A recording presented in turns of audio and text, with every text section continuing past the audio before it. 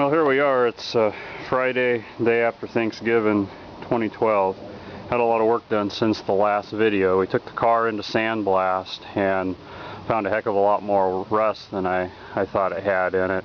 I knew that the tops of the quarters were rusted out, but I did not realize that the A-pillars here below the hinges were rusted out on both sides. Ended up getting some pieces from a donor car out of the junkyard, cut and welded those in there. The windshield frame had some rust on both sides. This side was pretty easy to fix, just had to weld up some holes. And this is actually a factory joint over here that the lead's been removed in. The other side took a little bit more work. It was rotted out all through here. Had to cut that rust out and weld a piece in. So that's been taken care of. A-pillar on this side also has been taken care of. Then of course we had the quarters. Initially I'd planned on putting some skins, just some quarter skins on the car, but as we got into it, got it back from sandblast, we found that underneath the window, I need to take this out, but we're all rotted out up through the sail panel here also. So I just went ahead and got, these are full Dynacord panels, and got those installed. Also had some rust here in the trunk on both sides, over here and over here. Just cut those pieces out and replace them. There's a bit of rust in the wheel wells. I just cut a patch in here. It wasn't too bad, it was just some holes. So we put that patch in. Structurally that'll take care of it just fine. Underneath we'll spray on some of that rubberized undercoating to complete the repair. There's a few small holes like you can see here in the trunk. We just plan to float some brass in there to take care of those. Those aren't too big of a deal. And structurally the trunk floor isn't compromised. There are also, I don't know if we'll be able to see it in this light, but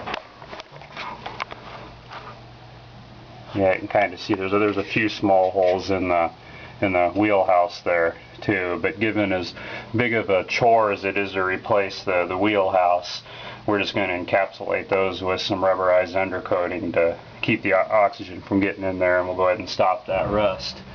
See, the whole car inside has been sandblasted too. With these full quarters, they wrap around into the B-pillar area, which is good because on the passenger side we're all rotted out in here from the factory sealer they put in there. It absorbs water like a sponge. All in all, not too bad. This door is actually sitting a little bit high, but when we push it down, the seams are going to come out really good in this car.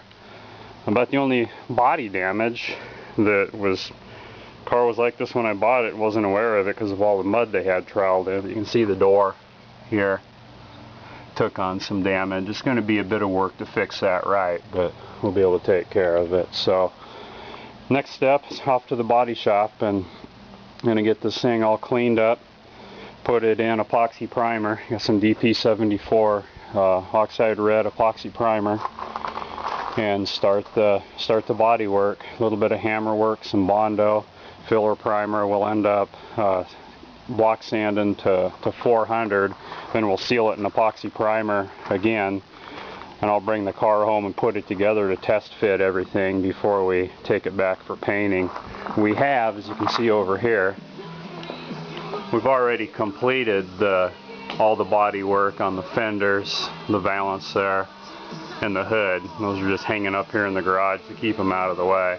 Oh, and we got, I can't really see it in this light, but we got the end pieces, the fender end pieces that attach the grills to the grill to the inside of the fender there. So these were all sandblasted, sealed in epoxy primer. All the body work was done, again block sanded with high build primer to 400, and then sealed in epoxy again, and they've been hanging here for a couple months.